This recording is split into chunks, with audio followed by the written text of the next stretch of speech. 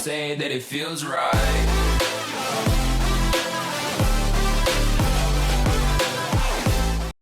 What's up, guys? It's the Blender, and today we are on part 3 for our Hexblade Paladin character, the spear and shield, specifically avoiding Great Weapon Master to sort of use a semi-meta build in a non-meta function and make it work under that premise.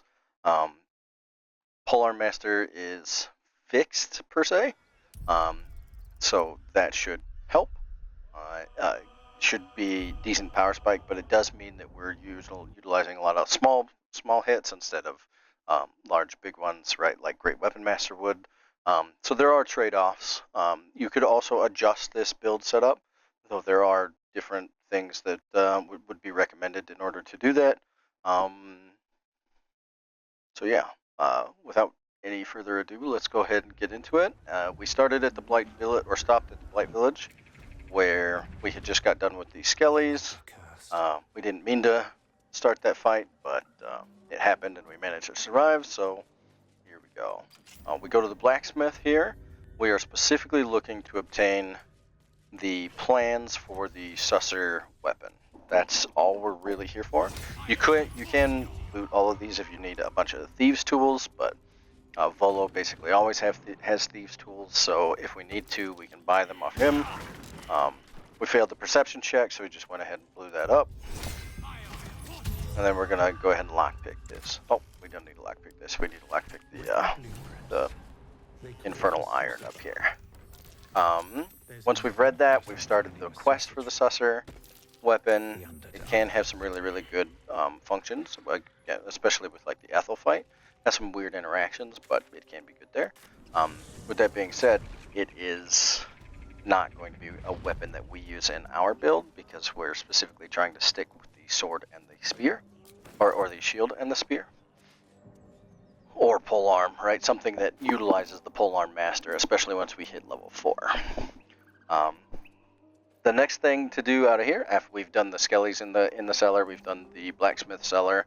So now, I'm looking for that damn candle still, and I finally decide that it's worth just going to camp and acquiring one. What we're going to do here is we're going to take care of the rest of the goblins that are not connected to the persuasion check that we did to get into the Blighted Village. Now, this one might be, some of them will and won't give XP. I'm pretty sure the ones at the very least on the outside of here will give XP. But we go ahead and pause time, set up a surprise round with Shovel by having him come out of stealth to initiate, and this gives us the ability to really sort of like prep our entry into the round and utilize it in the surprise round. But we didn't get to round number 1. He died in round 0. We'll use this same setup tactic to do the next one, these next 2 goblins.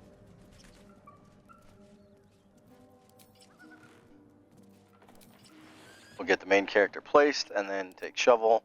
I don't disconnect Shovel, so even though I place him where I want him to be, right, he starts running back to me when I get spotted, and it's annoying. So just remember, when you are trying to place him somewhere specific, right, disconnect him off of your character. I wish there was a hotkey for it. If there is, I don't know it.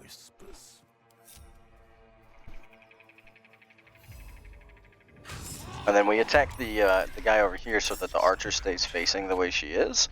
This allows, and rather than turning and looking and sending us into combat with them as well. So this allows us to do basically a full prep round, right? And then she just disappears. And now we still have a bonus action. If we had done that, you know, and been entered in the first place, we wouldn't have a bonus action. Here we did, that was technically a glitch, because we were ahead in the turn order. We were able to save the spell slot for the Shield of Faith.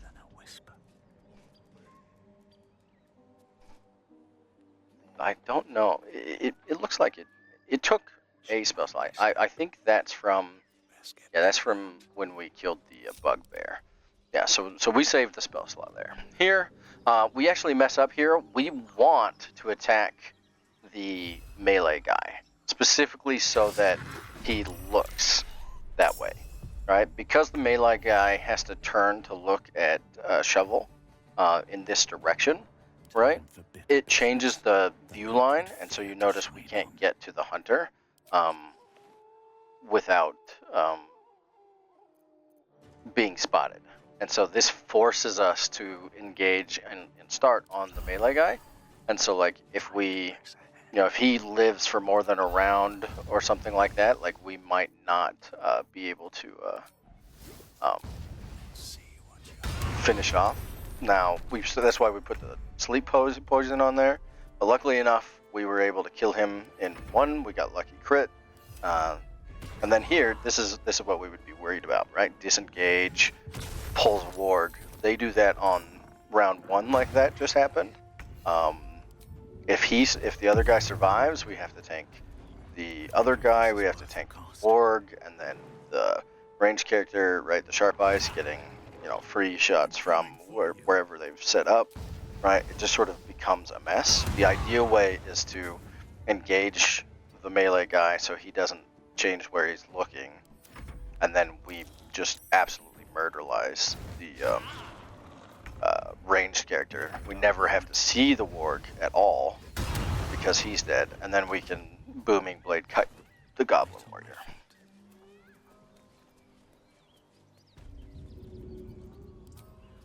Now we go ahead and heal Shovel so that he's back to full. We should attach him to us, and then we run off to murder the well guy, the well patrol. There's also, I don't know if I got it already, but there is camp supplies in that box. Because I'm doing the warlock trading glitch and whatnot, and money is infinite, and I'll have the ability to acquire so many camp supplies. I don't worry about where camp supplies are in the world, but if you are the box that's just to the left of this wooden plank that goes towards the ogres, has that. Now we'll take and talk to Fezzik here.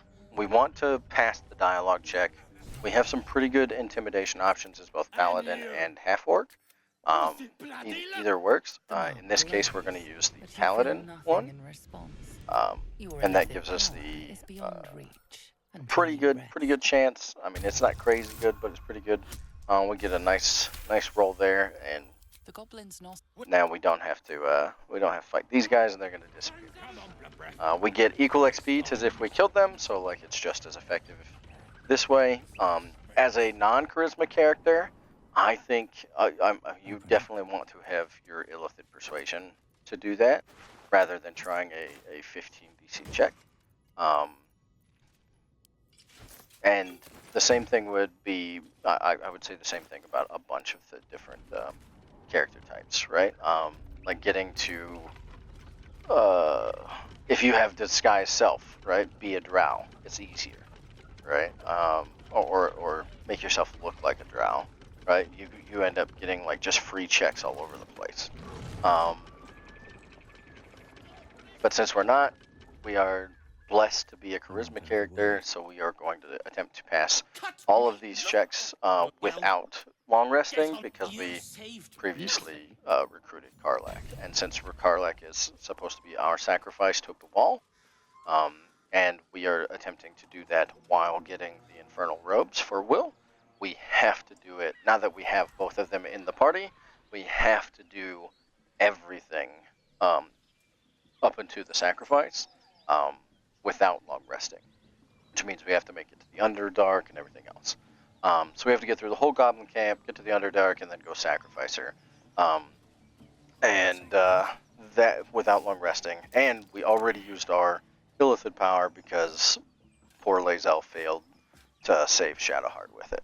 So we're really behind the ball here. The last part of that little piece is that once we sacrifice Karlach and Will is able to get his Infernal Robes, we no longer have the fight between them, the clash, and so that won't override our Illithid power sleep or long rest. And so, like, if we go all the way to the Underdark, right, when we've already got 2 tadpoles picked up, we meet Raphael, etc., etc. By the time we get back up to the surface, right, it would trigger our Illithid power long rest, and that's not something we want to trigger. So that means that we have to continue pushing to get the tadpole or space gummy from Priestess Gut and from Flynn without a long rest.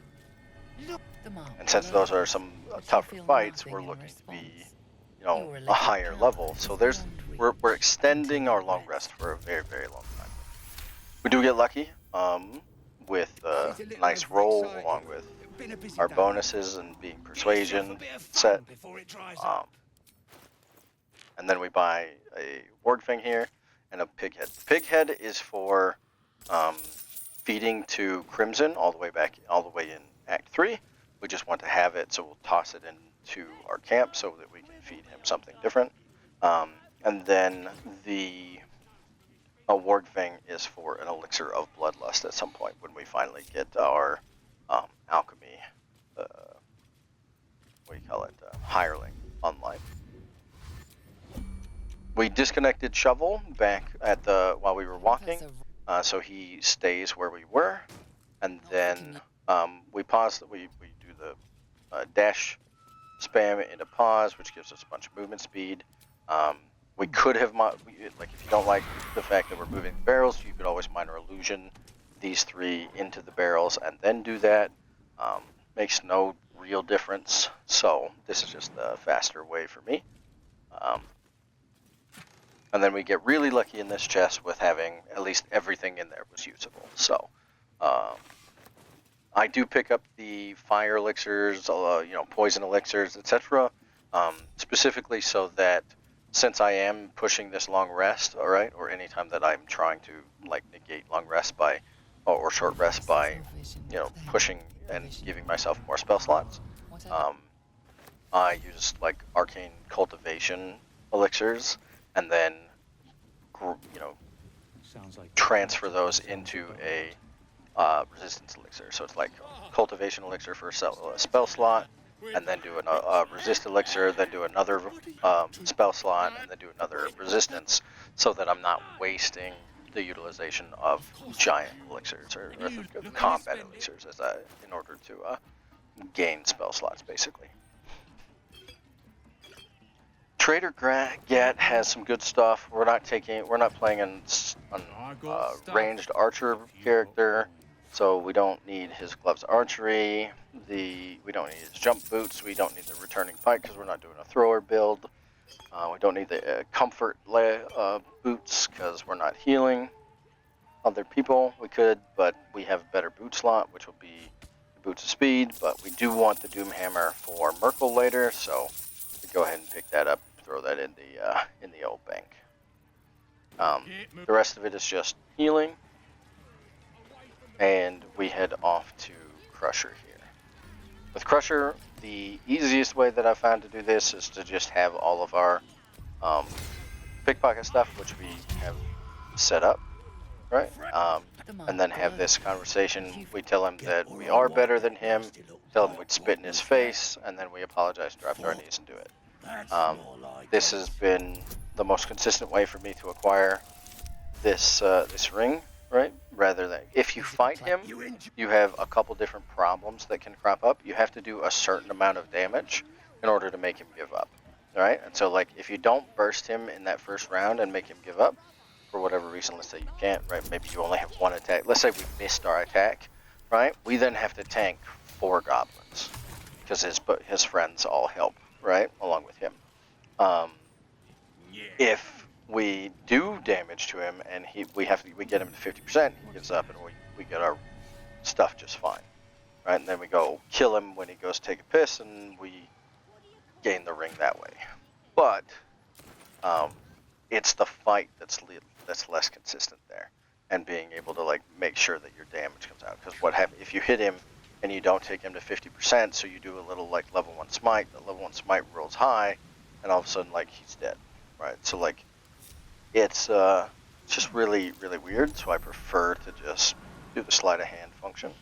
The other part of that is if you kill him, right, it's basically like a temporarily hostile, but then he dies, and now you have permanently hostile witnesses, right? So now you have to kill all these people without aggroing the rest of the goblin camp, and they run away from you, disengage and stuff like that. And so you're going to end up with the bugbear in the fight. You're going to end up with other people from the camp in the fight, and it just gets messy. So do with that what you will. It's your playthrough. You do you. But I would always suggest utilizing the sleight of hand trick for the Crusher's Ring.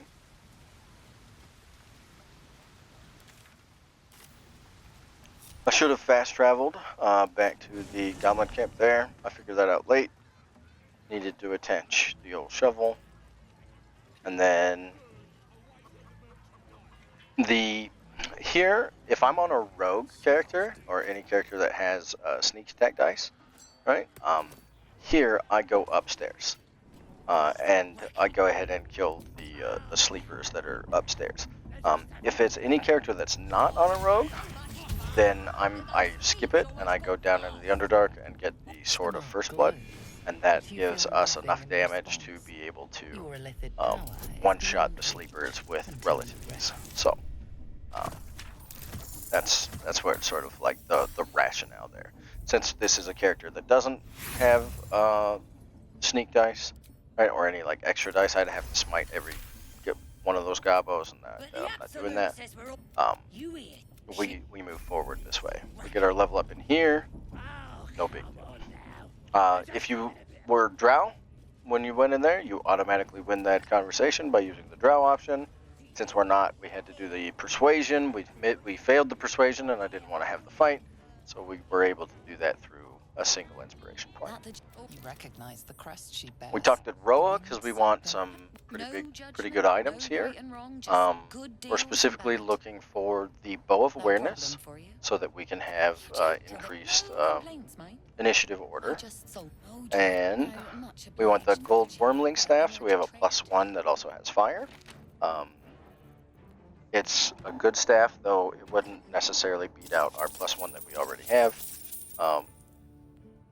But it does carry the same gold value as the Nature's Grass staff that we have right now. So it sort of fills two birds with one stone. It's a +1 weapon, happens to fit our sentinel function, and it has, it happens to be enchanted with fire. So it's just basically all around useful, and we get to use it as our new merchant selling staff. So we get that. Should get the Bow of Awareness. We're not worried about the dagger, and we also want the Monster Hunter Glaive. And here, I didn't check that bow. I'm pretty sure I just bought a short bow +1 rather than the Bow of Awareness. Yeah, that's exactly what I did.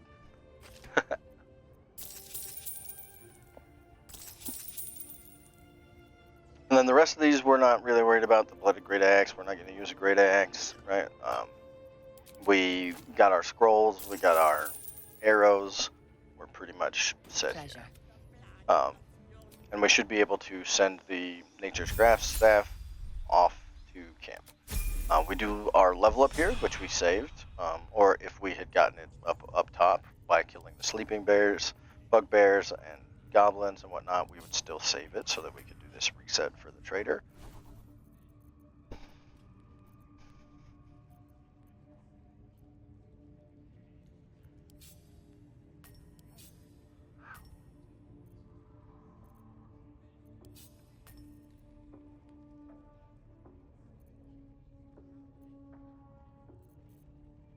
Doing a little bit of hotbar management.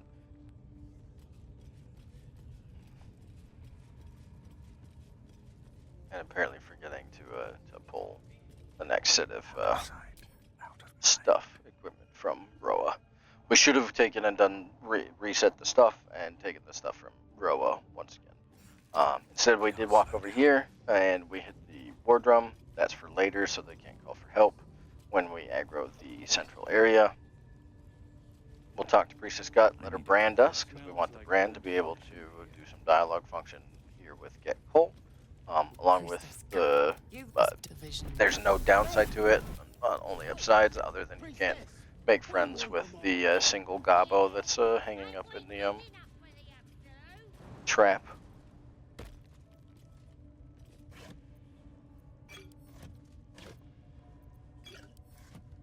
And here we're going to talk to Gribbo to try and free Volo through our speech. That would be good news. I'm pretty sure, I think we failed this check, unfortunately, which has some other consequences to it.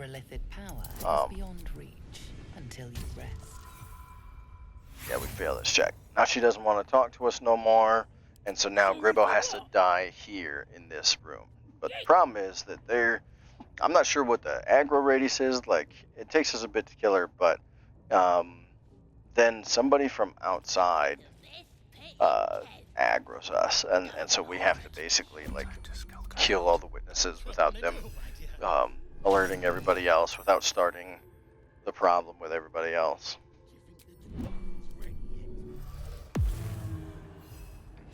She's also surprisingly okay with a lot of damage for whatever reason. Like, Shovel's missed everything, but she doesn't care.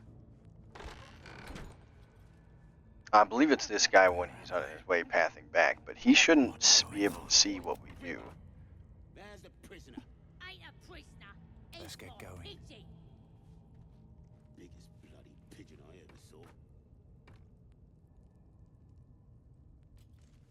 I don't need All right, he goes ahead and takes a walk. And now it should be Shovel's time. Don't want to draw any attention.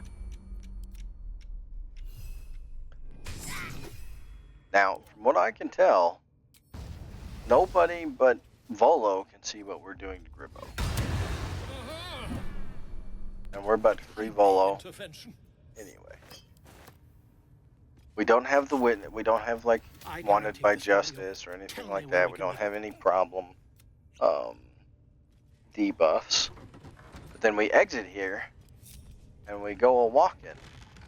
And the moment we get seen by this guy, we're in combat, right? For whatever behavior it is. And it's like, I don't think he has any idea what behavior that is, and neither do we.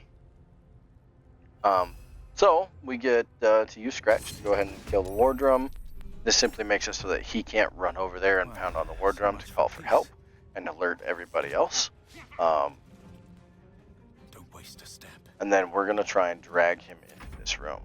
We also get a surprise here from Zerga, the goblin boss, taking a walk through this area at the time. So now we have to deal with that as well.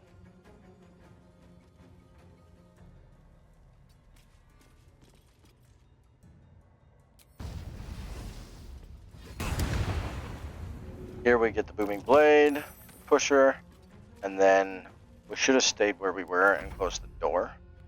That should have been all we did. But we moved forward to try and keep her, when she moved, to try and keep her in the acid. But as you'll see, that didn't work. And then she comes over there. We bumped that to... We probably didn't need to. We could have let her hit us.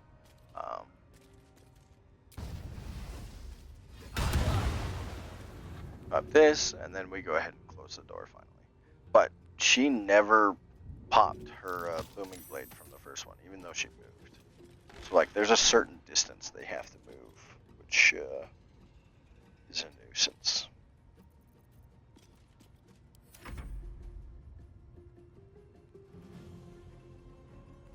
Sitting in the door should make it so that the archer, if he wants to, come in, or if he wants to do anything, he has to open the door.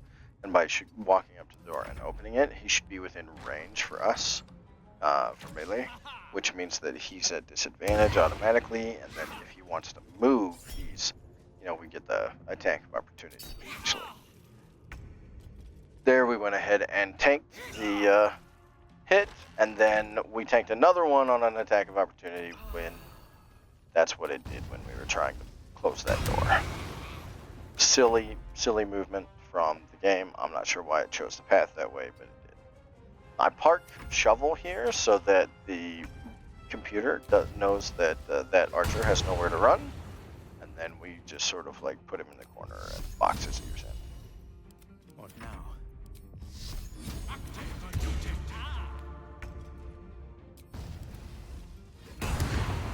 And there we go. Just out of view.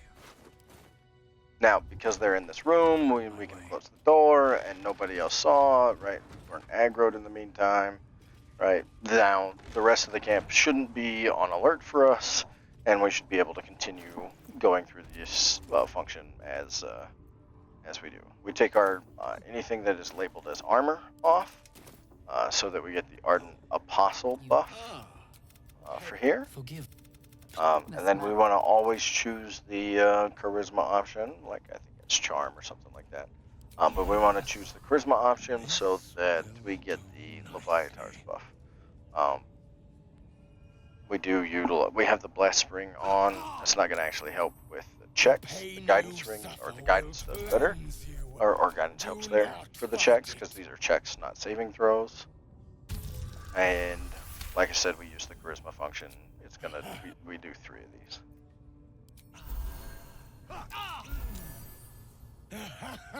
Wonderful. Just wonderful.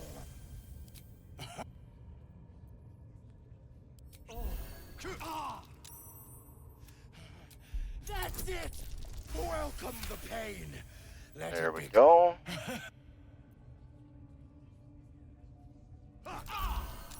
Sweet. And we tell him he could have hit us a lot harder, and we got the buff. Now, if we were a drow, we get to auto-win this conversation with the torturer, and he gives up automatically, but because we're not, we have to actually choose violence for this.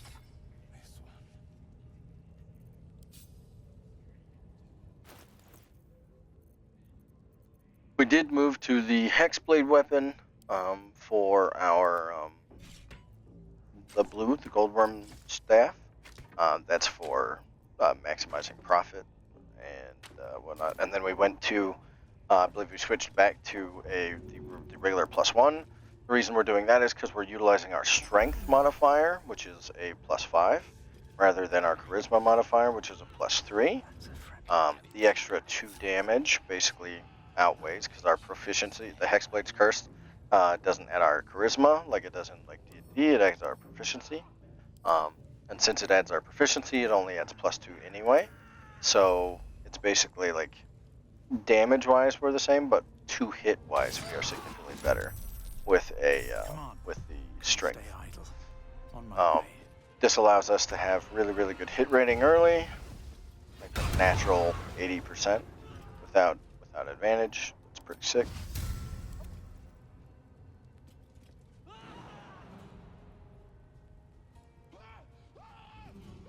Time to push my luck again. We get shovel out of the way so that we can finish this off, and then that's we utilize the spell saver bug. I believe it's called buffering or something like that, where we target vow of we did use to vow of enmity on yourself, gives you advantage on all your attacks, rather than vow of enmity on an enemy. And then by utilizing the like cast it and commit it to yourself, and then pass your turn during the animation, it saves that that function for us. So the reason I don't mind using that bug is specifically because respecking in the game exists. Now, if you're being absolute purist and you're not doing any respecs, then it's less of a gameplay function or a mechanics function. But as that's not the gameplay I'm working with, right? I'm using all the tools that are in the game's engine, right, to my advantage. I could, and the more effective way to utilize that spell would be to utilize it right off the bat in prep round before opening up on the surprise round. If I did that, then I would have advantage for the entire fight, right? utilizing it in the bugged way allows me to utilize it every fight, but I'm not able to prep it and whatnot, right? And the reason that it's not terrible to me, right, or has a justification or justifiable way to like reason out why it's okay to use it, is because if I wanted all those buffs back, I would just, as long as it's not an item buff, if it's a class function, all you have to do is just go respec. And then if cost of respec is no problem, right? Because you can only afford one. It doesn't matter. You can just pull that money out of Withers because you can pick up Pocket Him with no consequences, right? So respecs are effectively free, and respecking provides you with all of the resources that you acquire during the respec. So I could take and use the Vengeance, Vow of Enmity. I could use all of my spell slots. I could smite every swing, and then when I decided that I was done with all those swings and I was done with that fight and I needed all my resources back, I could go back to Withers, respec back to the exact same way that I am, and have a full laundry list of things to do again. So rather than spending all that time to do that, I'm okay with just utilizing the spell saver. Now here we specifically mess up because we went upstairs to allow the guys to kick the guy off into the spider den, and by doing that that's so that those guys then leave that area and we're able to kill that war drum. But for whatever reason, I forgot that and ignored that war drum. At least for the moment. I think I kill it later before everything pops off, but just know, like, what I was supposed to do there was after I got back down off of the ladder, right? I was supposed to kill that war drum and then move into Jor Raglan's area to rob him blind. Here we're able to sort of like pick where we want to go, let him go, and then do some inventory management in the meantime.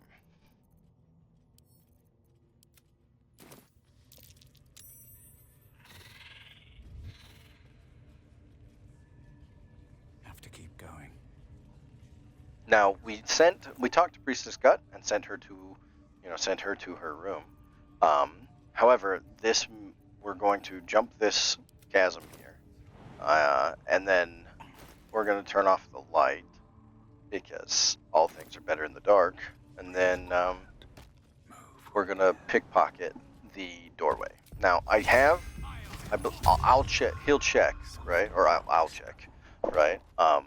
This is as this is future me, right? I check here for enlarge reduce, right? If you have the shapeshifter mask, you can go as halfling, and if you have the enlarge reduce spell, like I have right there, you could utilize the shrink function to make yourself one size smaller, which would allow you to go through the tunnel that is in the next room over behind the Broa Moonglow Trader. I thought about going over there and doing that, but then I was like, nah, screw it. Like this is also a way to do it that people don't generally do. So here, Shovel's automatically invisible already. I go invisible, and we move through. If you weren't, you can do this without invisibility, right? You just have to watch her vision path. She has long periods, like once you get past the 90 of her vision, like you're fine. But I have extra scrolls to burn, basically, so we went ahead and did that.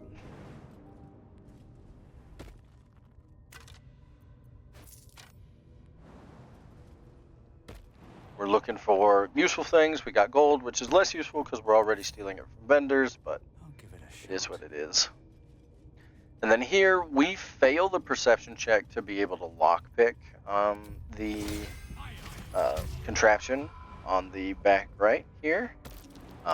That little silver or gold, like captain's wheel right there. If you pass that perception check, you can lockpick that.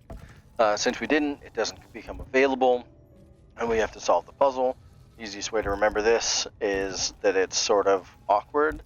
You have to make all the, you have to make the bright shiny tile, where all the light is, has to have all the black holes.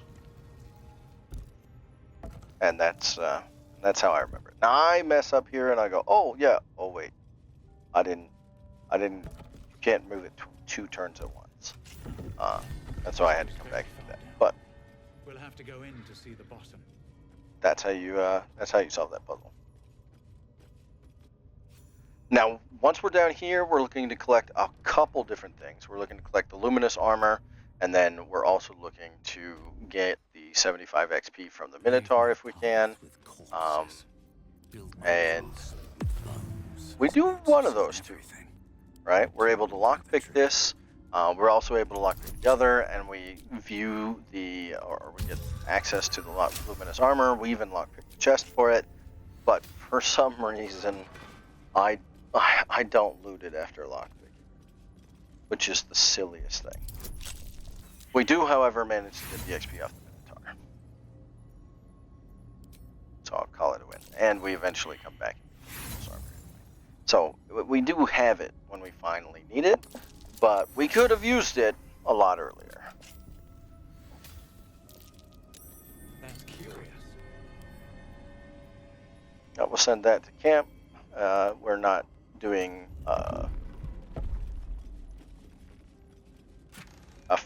condition affecting smites. I think I send this to camp. I'm debating on whether or not I need to pick it up at all, and so I send it to camp for the future when I finally have arcane cultivations to be able to do the loop that I was talking about for gaining my spell slots back. As you can see here, we disarm that, we lockpick it. We'll succeed in our lockpick eventually.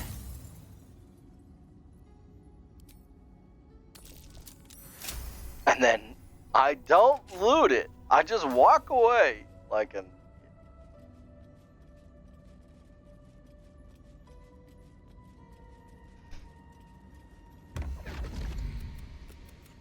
It's not every day. Helldusk armor is not something that we want to go get, right, on our own, so we let him talk to us. Obviously you can do the different shenanigans for like beating him up and then stealing the Helldusk armor from him. But if I had the Helldusk armor right now, like I have a 19 AC out of this, or a 20 AC out of this, and I'm only gaining 15 from my armor and 2 from the dexterity, right? So my current armor is providing me 17, right? If we got the Helldusk armor, we would be at 24. At 24 AC, I don't know as if anything in Act 1 could even crit to hit you. Assuming that you had crit immune, right? But that's coming. Now here, we're just sort of watching him. 20 HP is a little bit rough, and then he gets hit by 1. It's a little high. 16 health is a little high. And so here I'm sort of looking at it. You see me kind of like run numbers a little bit, right? When I sort of stare.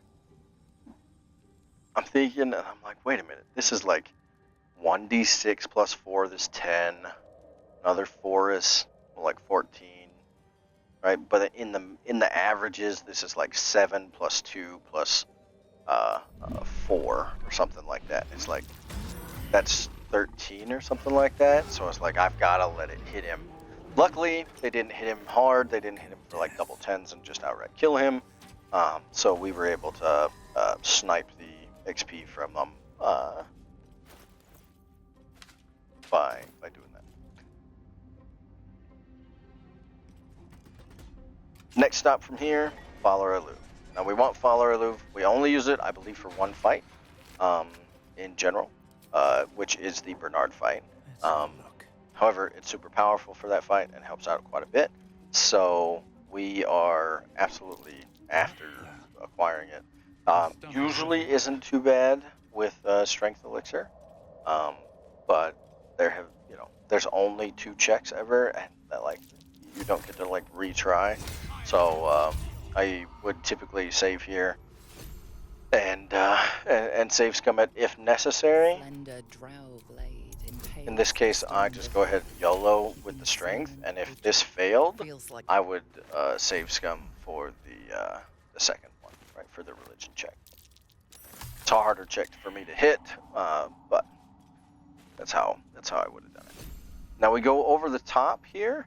We're specifically not walking the bottom path because we do not want to aggro or cause the proc in the bullet. We don't want to like create the bullet there. We save that for later so that we can get with a better setup, right? So that we're prepared for the bullet, which allows us to sort of like chip at his diamond scales and like move that along into his health bar, etc. But in order to set that up, we basically have to not attack him or walk that path there and wait for that later. Here we do a dash trick in order to acquire the stuff out of the bag and off the ground without the tin mist cores, you know, and torch lights blowing up together and causing a mess.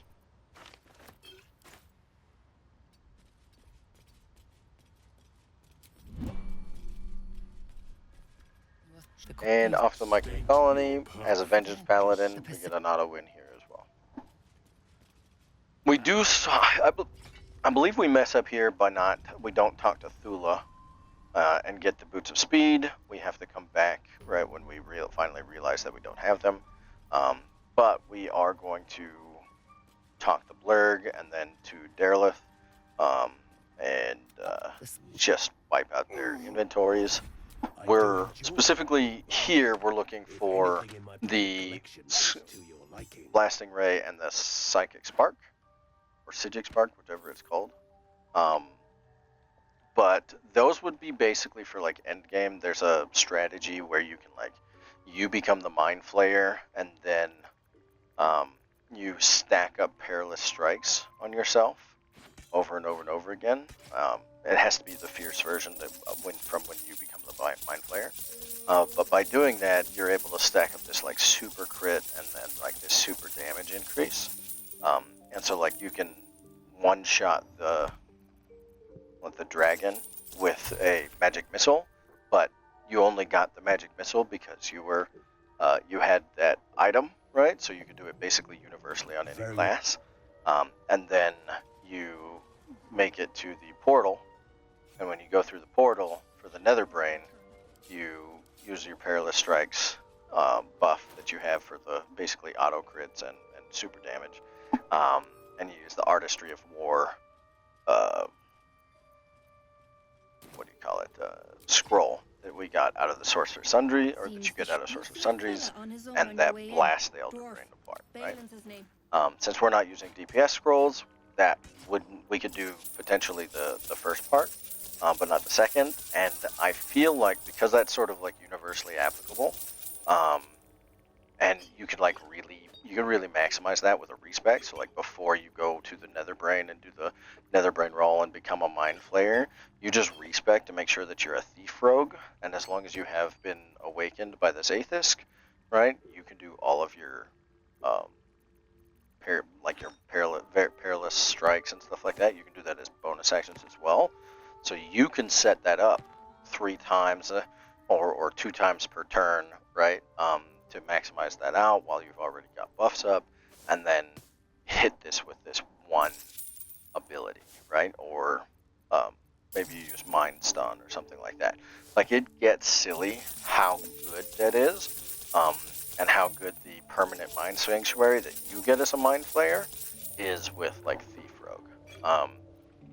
And if you also had these other things that were going to create riders, like damage riders on top of like those things, like a magic missile build would, you set up all the things for a magic missile build, and that'll go crazy. Like if you respec for a magic missile build that includes Thief, like you can just murk the dragon and then murk the Nether Brain, and it's like 2 turns or something like that.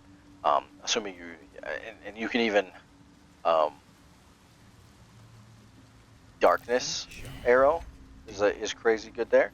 So like if you can't be blinded as a thing, that also helps. So makes it so that they can't kill you. There's all sorts of stuff. So there's lots of ways to sort of like blow that open. However, I didn't think that was a great showcase for the build, so I chose not to do that. I let them Emperor stay and be the guy. I should have let Orpheus so that I had to fight the Emperor. Alright, that would be a slightly harder fight, but I don't think it would have changed the outcome.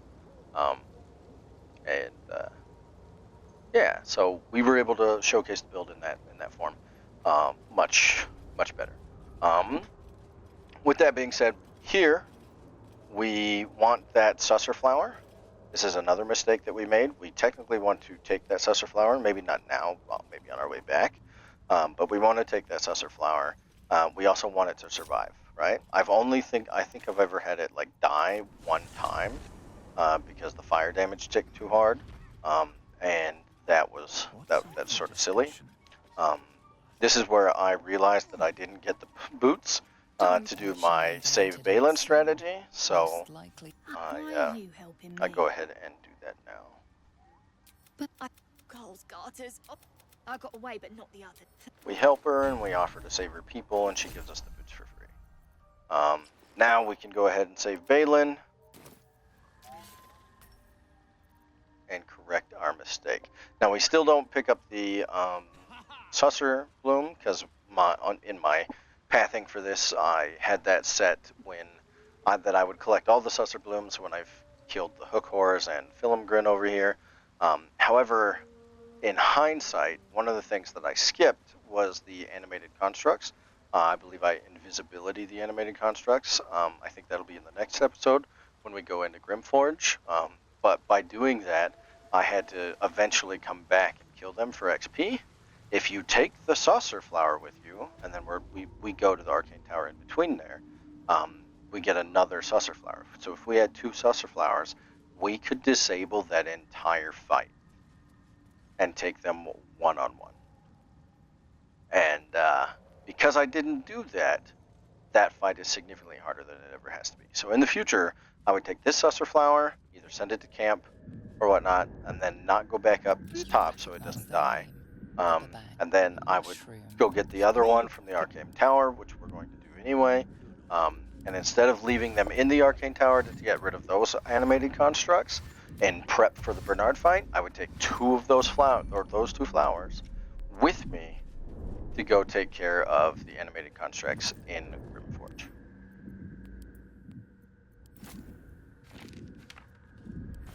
Here we're able to basically take everything out of his bag besides the Misty Step. Sometimes he provides you, when we talk to him, he'll provide you with a scroll of invisibility. Sometimes you won't. No big deal there. There is a buried treasure right where we just went over. But I haven't ever really got anything great out of that buried treasure, so I just don't care anymore. And then you could go down to the bottom right, go along the ridge here, and get the wolf's candles, but we don't plan on doing so much alchemy that we need those. And we'll buy most of our alchemy ingredients off of the traders, so not a priority. We can just do it this way. Now here, since we're not picking up the Susser Flower, we should have just made our little buddy follow us or get attached to us, and then fast travel to the Myconid colony. Because we didn't, we just need to fast travel there now. And we could go talk to Derelith, but we want to go talk to Gek and sort of like move things along, because we will have to eventually hop back after the Arcane Tower to go ahead and get our buff. And this allows us to basically like minimize the times that we're traveling through Myconid colony. These creatures did battle with Though we did forget our boots and have to do it an extra time anyway, so.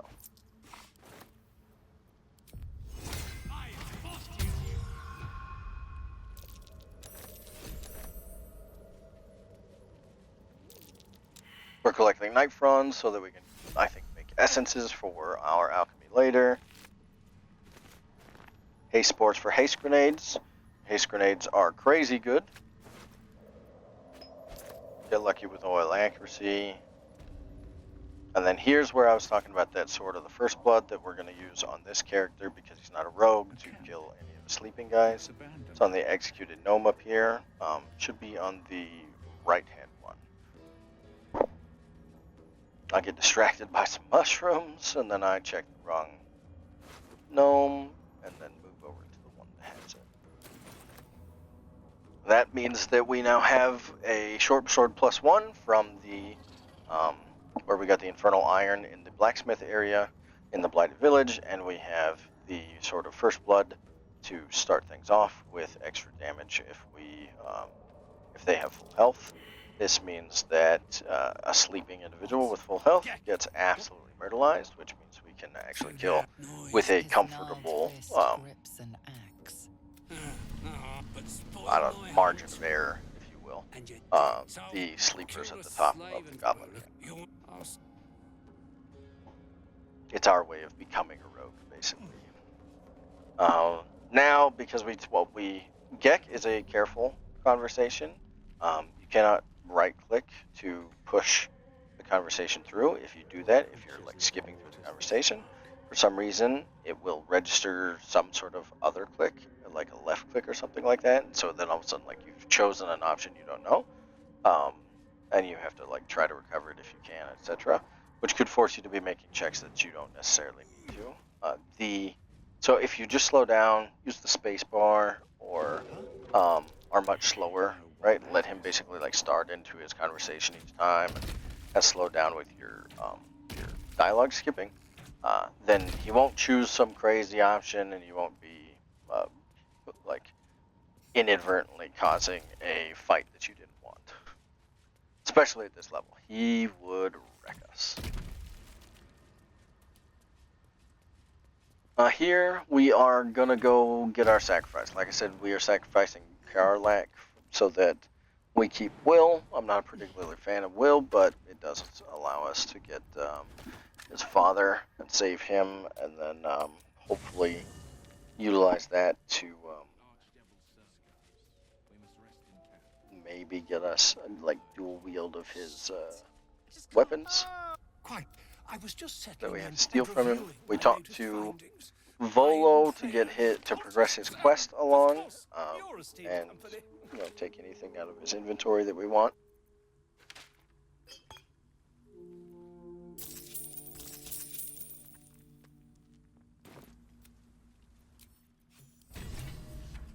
We don't need that, so we'll send it back to camp.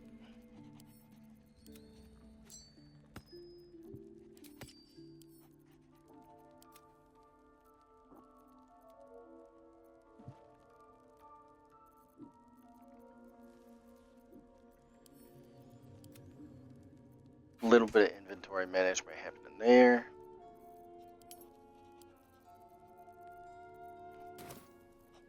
Still doing pretty well on weight. We only have 6,000 gold on hand. Thank you so much.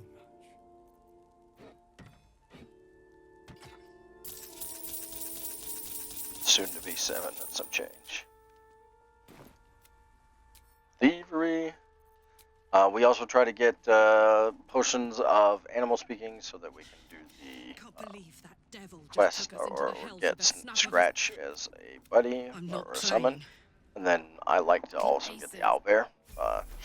He's my buddy, so I try to get the owlbear every playthrough.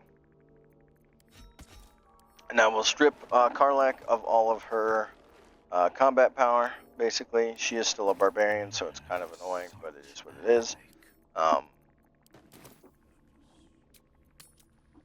I think I forget to take off her ranged weapon, her crossbow. Not that it matters, but Need to find a way forward. we are going to go sacrifice her to Buol. If you were doing this as a full-on solo, no companions ever run, there is a way to do it. You're supposed to like come in here, stealth, pickpocket the priest, to take the sickle off of the priest, and then do the conversation dialogue to convince them to not to worship you or whatnot, to get your buff, if you will. And then by getting that buff, you'll get the blessing. But the game normally would want to give you the sickle, but because the sickle doesn't exist in the priest's offering to be able to give to you, then they have no choice but to give you the buff instead.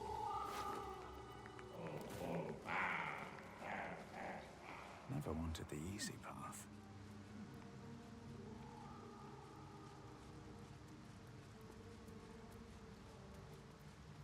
we've got our buff, so anytime something is bleeding, we get advantage on it, and we are on our way out.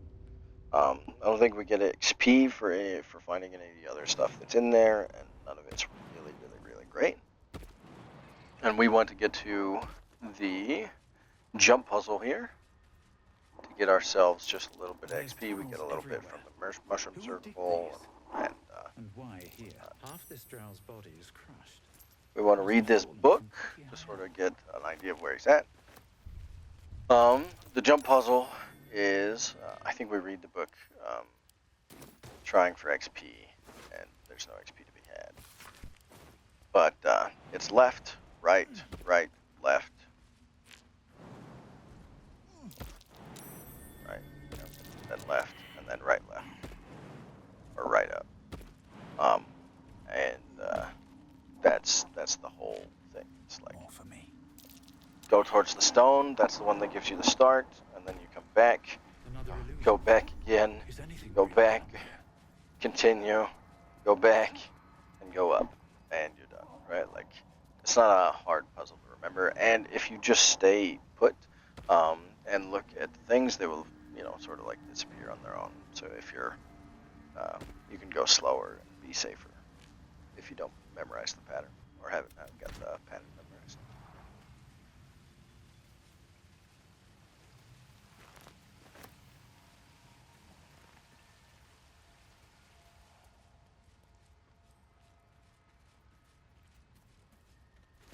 Here we're going to go off to the arcane tower. We go ahead and drop shovel off so that he's not getting blasted. We don't have to like micromanage him. We'll go ahead and do the dash prep. Actually, no. You can get through here, especially with the boots of speed, by doing dash prep with both action and bonus action, and doing like 3 or 4 of them before you actually take off. You could then run, I think, all the way to here. But invisibility is easier, and we have scrolls to burn. We'll go ahead and feather fall so that we don't die on this jump. And then we go down all the way to the garden area and pick up 2 saucer blooms, bust in the door, and then turn this place on, which then allows the turrets to be available to be hit for 40 XP apiece when we kill them. You can only kill them once and gain the 40 XP, but pretty good XP.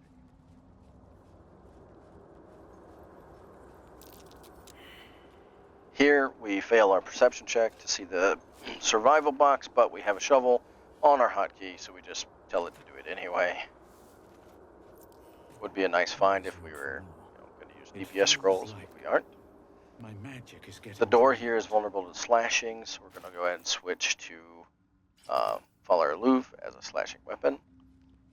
Shouldn't have made me your enemy. Universal lockpick.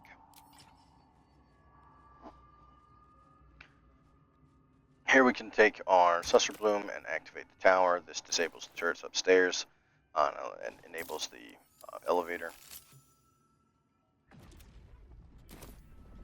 So now we can traverse through here, and when we get to the turrets, we'll be able to kill them.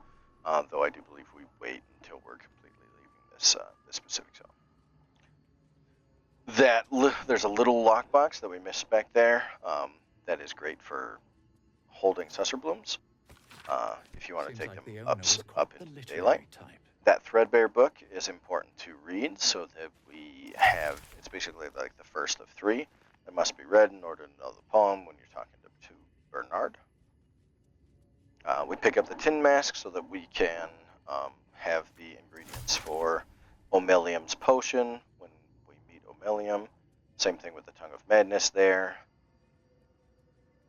Go one more floor. This should be the turret, and I'm super cautious here, right? Out of sight. With these turrets, right? But I shouldn't have been, because when I activated the thing, they were no longer in use. But I use a Sussur Flower to disable that which is already disabled, like a silly goose. But where? If you had a Sussur Flower on, you'd be able to know what items those were, but I didn't. So we go ahead and drop the things that we don't need here. Mistress Grace is a great way. You can continuously, like, it lets you continuously do Featherfall anytime you want.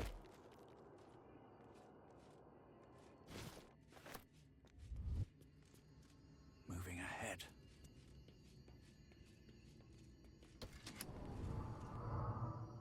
We forget that we need to read the Dusty Book. So on the first floor, or on the mushroom floor, it's Threadbare Book. On the turret floor, it's Dusty Book, and in the office floor, it is To the Gray, which is a piece of paper that is laying on the ground, and that's what we're aiming for. We do also search like the bins and book bins and stuff like that to see if there's anything of value, or anything that we can use to like buff ourselves, etc.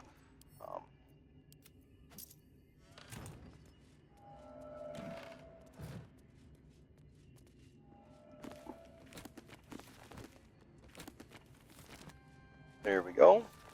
Now, it is pretty quick, but we'll see.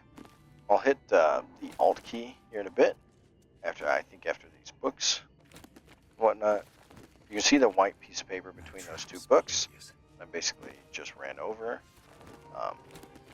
and it's right there, right? Like, that can be easy to miss. These I just read because I'm hoping to get XP out of there, and I didn't get XP, so no big. Now, because we've read those three, we're able to ascend and talk to Bernard. We can do the #1 option, and he's now our buddy. He'll let us do our thing. Do the #1 option again, we get the ring. We read this parchment, and we can talk to him again and get a greater healing potion from him. And that's it for here. Now, this is where I'd make the mistake of dropping this saucer flower off and de-animating one of these animated constructs. But, like I said, I didn't think about using this for the Ancient Forge constructs, right? I'm really bent out of shape about the fact that I didn't even think about it. If you're doing a run and you're copying this, don't copy this. Take that damn saucer flower, put it in camp or something, and take that thing to the Ancient Forge and set it on the constructs there and just murder them with while they stand still. We need to swap to the Guiding Light Ring in order to see the button. After a brief bit of looting first.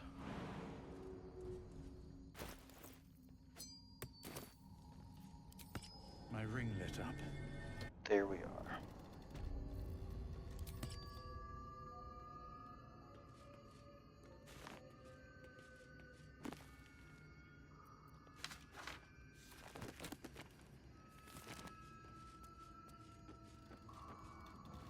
Looting down here, we're going to get the Staff of Arcane Blessing, which basically allows the Bless to like double up. And then we'll get the Ring of Protective Spark Wall. The ring is for the Bernard fight later. It's super helpful there. And then obviously the staff is for anytime you want Bless, it doubles that up. Now, it doesn't double that up when you take it off, but you could like dual wield it if you are using, Bless somewhere. It specifically applies to its Bless. It doesn't apply to all Blesses, so it's what it is. But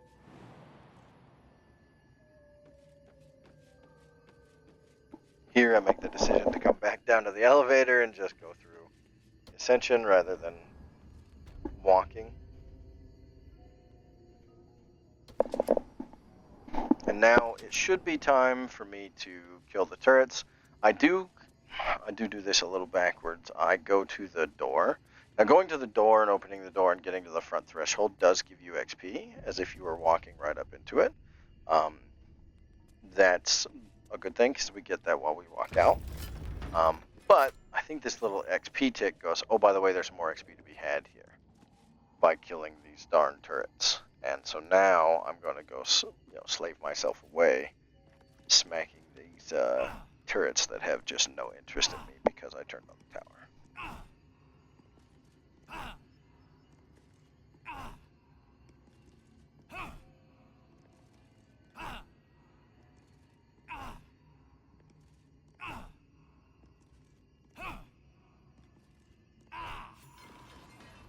There's number 1. It's time for number 2, and then 3 and 4 are outside. 40 XP apiece. Not great, but not terrible. Especially at this level, like 40 XP has been big numbers for us.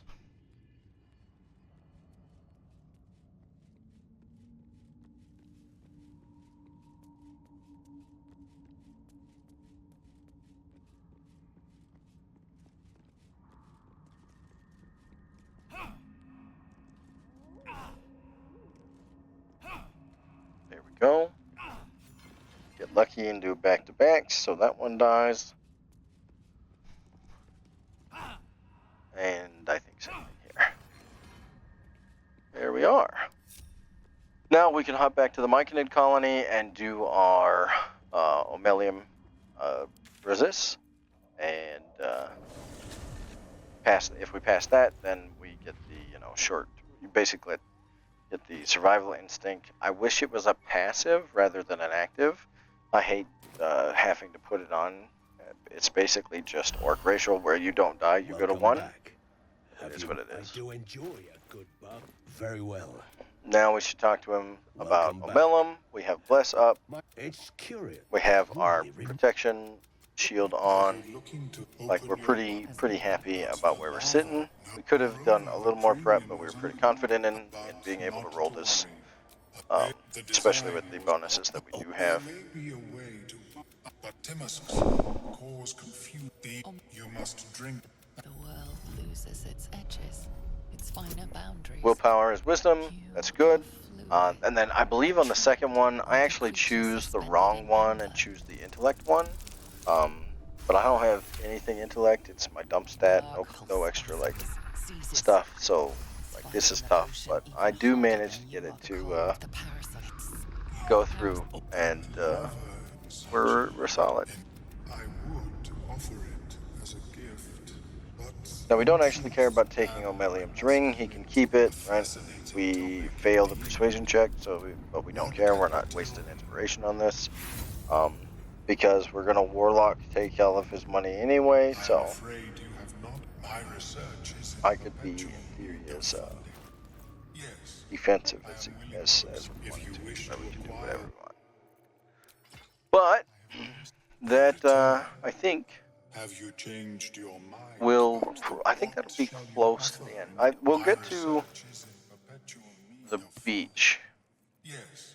Yeah, we want the Pearl of Power here, we want the Stormy Clamor here, and then we want the Shade Spell Circlet. I get the Ring of Mind Shielding just to make him shut up about it, so that every time I interact with him, he's not talking about it, but it is what it is. And that's what we want. We're not doing a healer, so we don't need the Ring of Salving and Creation Echo. I'm not sure if there's a build around that, but I don't need it here. Of course. Now we can put our Boots of Stormy Clamor on, and we are set. Good to go, at least to like 2 for boots, and we can send the rest of this stuff into camp, keeping the Pearl of Power so we can restore slots as necessary.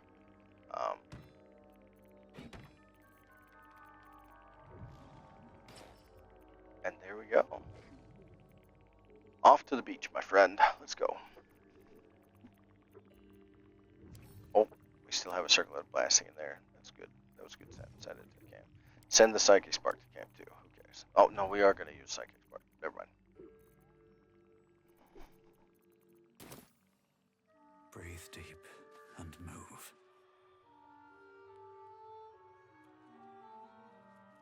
Balin, there you are.